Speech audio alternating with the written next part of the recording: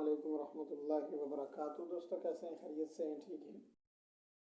کل ایک ویڈیو میں نے اپلوڈ کی تھی خواتین اسلام کے حوالے سے۔ اس سے کسی کا نقص یا کسی پر طنز یا تنقید مقصود نہیں تھی، بلکہ اصلاح معاشرہ کے اعتبار سے ہم چاہتے ہیں کہ اس طرح کی گفتگو ہمارے یہاں، کیونکہ دین الدین نصیحہ کے تحت مذکر فإن الذکریٰ تنفع المؤمنین، اہل ایمان کو ایک دوسرے کو نصیحت کرنی چاہیے۔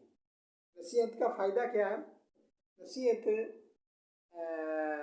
انسان کو فائدہ سب سے بڑا یہ دیتی ہے، انسان کے اندر اگر کوئی کمی ہو، کوتاہی ہو، تو اپنی اصلاح کر سکتا ہے، کیونکہ ہر ایک اصلاح کا محتاج ہے۔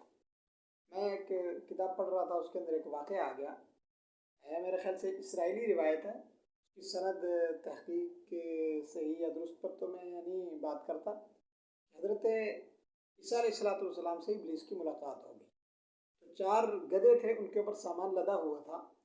عیسیٰ علیہ السلام نے پوچھا بھائی کہاں جا رہے ہو؟ کہا یہ اپنا سامان فروخت کرنے جا رہا ہوں۔ پوچھا اس پہلے گدھے پر کیا ہے؟ تو شیطان نے کہا اس کے اوپر ظلم ہے۔ ظلم ہے؟ ظلم کو کون خریدے گا؟ فوراً شیطان نے کہا بادشاہ۔ اس کے بعد دوسرے گدھے کا پوچھا بھائی اس پہ کیا لدا ہوا ہے؟ جواب دیا اس کے اوپر حسد۔ ابھی حسد کو کون خریدے گا؟ کہا علماء۔ تیسرے گدھے پر کیا لدا ہوا پوچھا؟ کہا اس کے اوپر خیانت۔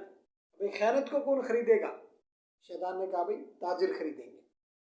چوتھے گدھے پہ کیا لدا ہوا ہے؟ تو جواب دیا کہ اس کے اوپر مکر و فریب۔ کہا بھائی مکر و فریب کون خریدے گا؟ شیطان نے فوراً جواب دیا کہ عورتیں خریدیں گی۔ حاصل کلام یہ ہے کہ کیا آج ہمارے معاشرے کے اندر ظلم نہیں ہے؟ بادشاہ سے مراد یہ نہیں ہے کہ کوئی جو ملک کا بادشاہ ہو، بلکہ جس کو جو ذمہ داری ہے، کیا باحسن ہو بھی اس ذمہ داری کو نبھا رہا ہے؟ ہرگز نہیں۔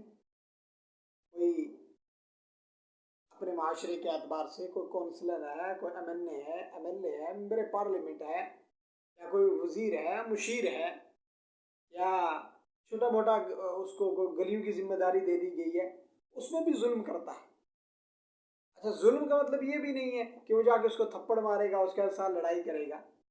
کیا گورنمنٹ کی طرف سے کوئی فنڈ جاری ہوتا ہے؟ کیا لوگوں تک کما حق ہو اس کا فنڈ پہنچتا ہے؟ نہیں پہنچتا۔ یہ ظلم کے خریدنے والے ہوئے۔ دوسرا حسد۔ حسد کیسی بیماری ہے؟ حسد اتنی خطرناک بیماری ہے کہ حسد نیکیوں کو ایسے کھا جاتا ہے جیسے سوکھی لکڑی کو آگ کھا جاتی ہے۔ آج بھائی بھائی سے حسد کر رہا ہے، ایک برادری دوسری برادری سے حسد کر رہی ہے، محلے دار اپنے پڑوسی سے حسد کر رہا ہے۔ یعنی حسد کی بیماری اتنی عام ہے کہ اس پر مستقل بات کرنے کی ضرورت ہے۔ اور تیسری چیز کیا؟ خیانت۔ خیانت کون لوگ خریدیں گے؟ تاجر۔ کیا ہمارے معاشرے کے اندر تجارت امانت اور دیانت کے ساتھ ہوتی ہے؟ سے دوسرے کو ڈیل کر رہا ہے؟ نہیں کر رہا۔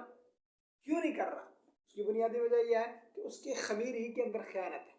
وہ پہلے یہ سوچتا ہے کہ میرے پاس جب آئے گا تو میں اس کا بالکل خون نچوڑ کے میں نے اپنی اولاد کو، اپنے بچوں کو کھلانا۔ اور چوتھی چیز، جب پوچھا گیا کہ اس کو مکر و فریب کو کہاں بیچو گے؟ کہا عورتیں خرید لیں گی۔ کہ ہمارے معاشرے کے اندر خواتین کے اندر مکر و فریب نہیں ہے؟ ذرا سی بات پر مکر کرنا، فریب کرنا، دھوکہ دینا، اپنے خامد کو، بھائی کو، برادری کو، اپنے جاننے والوں کو، تو اس کی مختلف اقسام ہیں۔ تو مقصد کہنے کا یہ ہے کہ یہ چیز ہمارے معاشرے کے اندر نہیں ہونی چاہیے۔ ان چیزوں کی اصلاح مقصود ہے۔ کس طریقے سے مکر و فریب، خیانت، حسد، ظلم، اس سے ہمارا معاشرہ پاک ہو۔ اور پھر جب ان چیزوں سے معاشرہ پاک ہوگا، ہماری سوسائٹی پاک ہوگی، تو ہم انشاءاللہ چین سکون کی نیند سے سویا کریں گے۔ اتنی بات آپ حضرات سے شیئر کرنی تھی۔ آپ کو اگر میری باتیں اچھی لگیں تو کمنٹ میں بتائیں کیسی ہے میری گفتگو، اور میرے چینل کو ضرور آپ سبسکرائب کریں۔ السلام علیکم ورحمۃ اللہ وبرکاتہ۔